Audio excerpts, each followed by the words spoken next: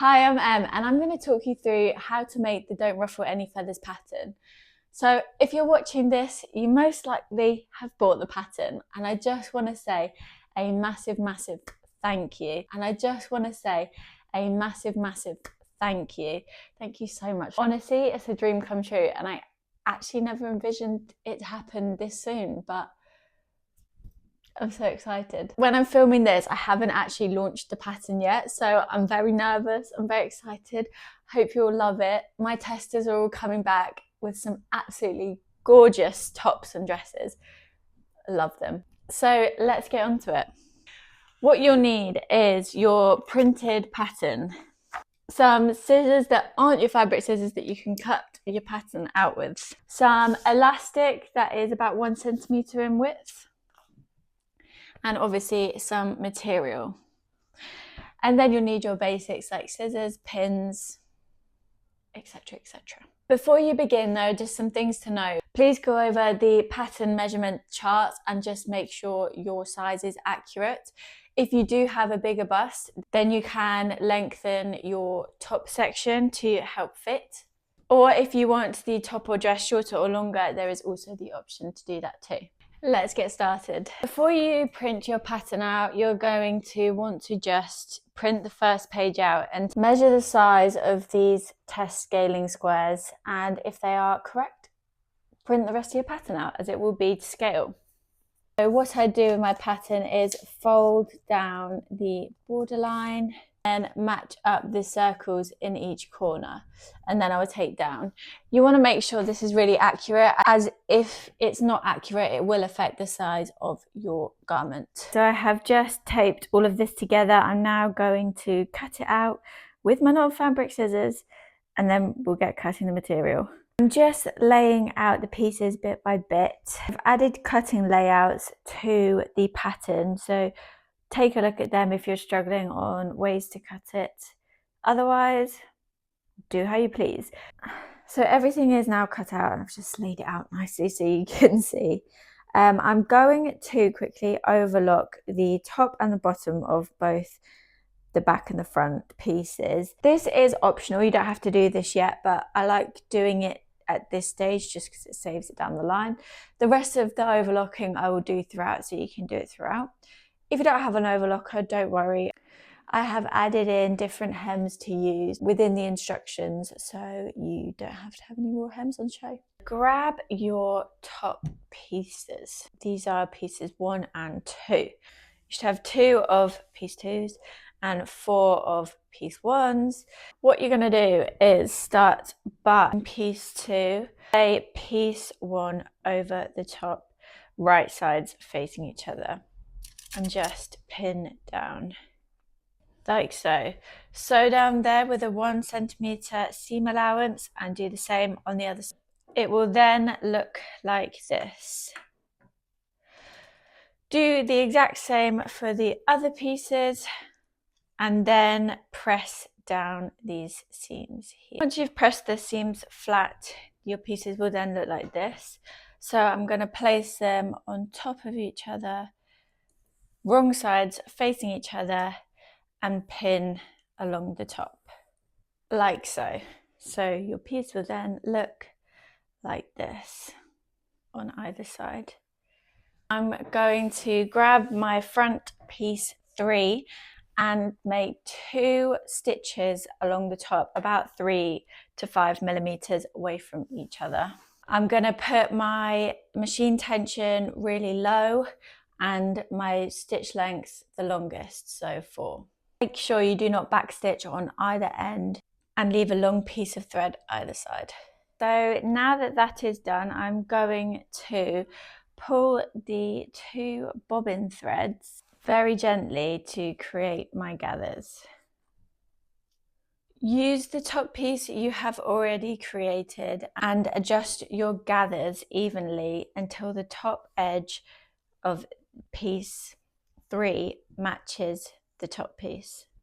So once you have distributed your gathers, place your top piece down on front of piece 3.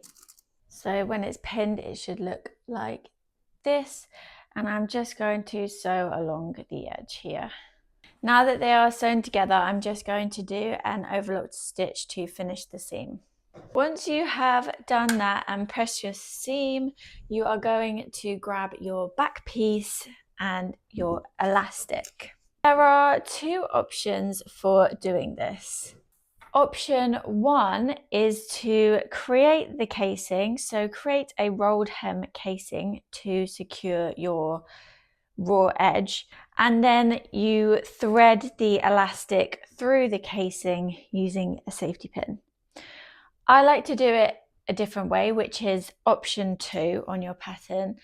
I like to insert the fabric before, so I am going to create the casing and secure the elastic on one end down with my machine. Once the elastic has been stitched securely in, you are going to pin the casing around the elastic, making sure not to pin or sew over the elastic. Once you have created your elastic casing, you are going to want to gather your elastic together like so. Refer back to the measurement chart to see how much elastic you required. For example, I cut out a medium, so I'm going to measure 28.5 centimeters of elastic. Once you have made the correct measurement, pin your elastic and stitch down here to secure it. Once you have sewn it down, just snip off your excess elastic.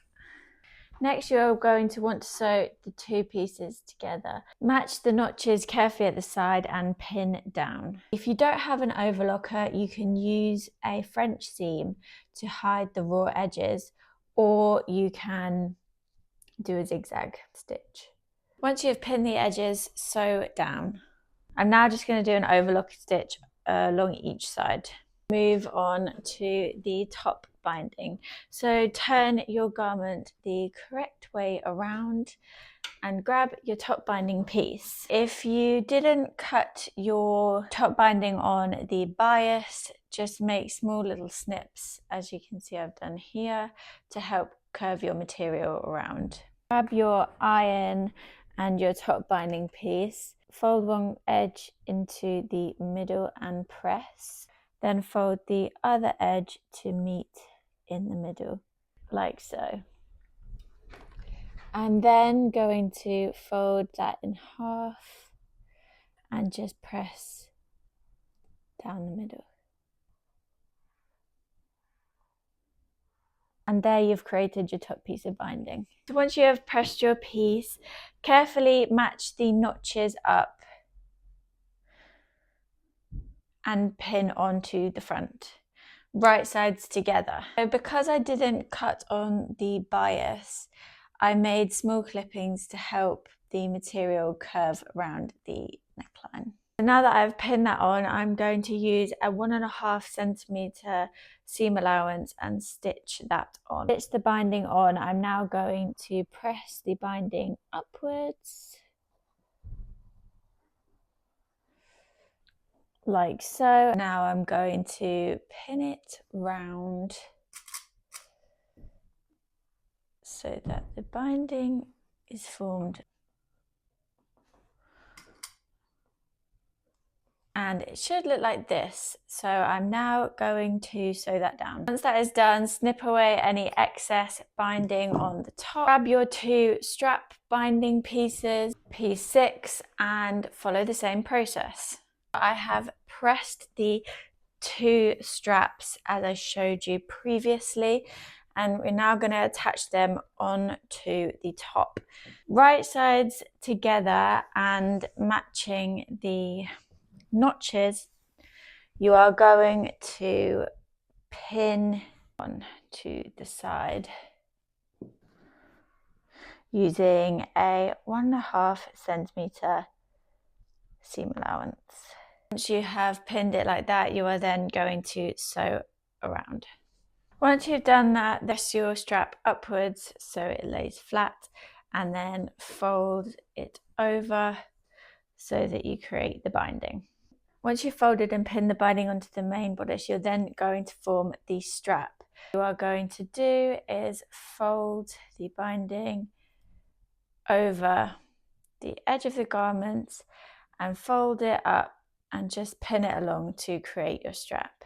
Before you pin the strap all the way to the end, fold a hem and continue to fold the binding over like so you do not have the raw edge at the end of your strap. So once you have pinned it, your strap will look like this, and just sew along to secure it down, and do the same for the other strap. Once you have sewn both straps, it should look like this. And now it's time to make the ruffle. So grab your ruffle piece and hem both ends.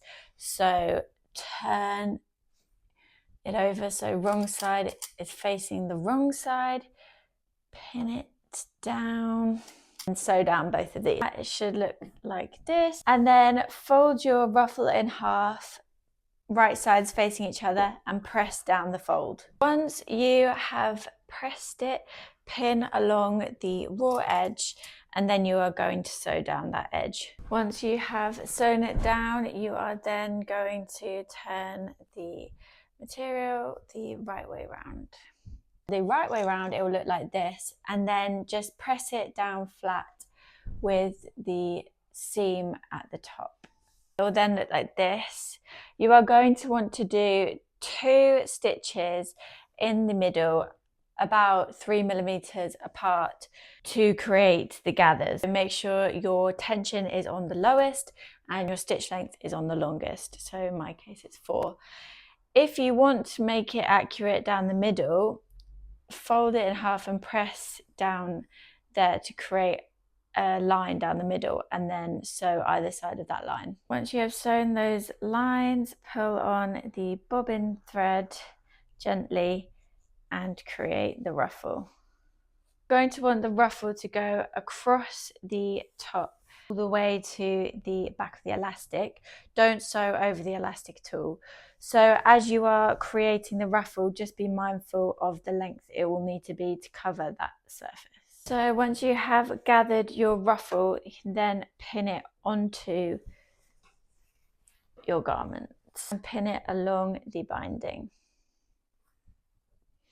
You can adjust the ruffles to the fullness you desire, or to fit the length of the binding if needs be.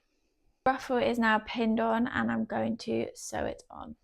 I've sewn the ruffle on, and now we're going to go on to the last step, which is hemming. Now you can do a rolled hem or just an ordinary hem if you have overlocked it. I would suggest doing a rolled hem if it is a raw edge, if you don't have an overlocker.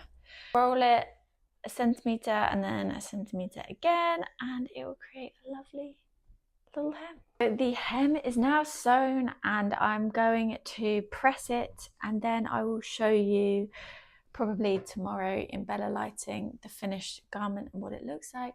I've just finished editing the video and I realized I never actually finished the video. So this is me finishing it. I don't actually have the top anymore because it was a present for my mum, so I've given it to her. But here's a picture of her wearing it. Very sweet. I thought I'd show you some of my finished Don't Ruffle Any Feathers tops so you can see. For example, I've got this one here, this one here. I've got another fun one here. Let me know if you made it. I'm so excited to hear about all of your makes. If you made a dress, a top, how you altered it to suit your style. Thank you so much for watching this video, and honestly thank you so much if you bought the pattern. It honestly means so much, and I can't believe, 1, I've released it, and 2, people want to buy my design. It's so cool. I can't explain the feeling. I'm overwhelmed with happiness. But yeah, thanks so much for watching this tutorial. I hope it was clear and useful and has helped you make your Don't Ruffle Any Feathers top. Thank you.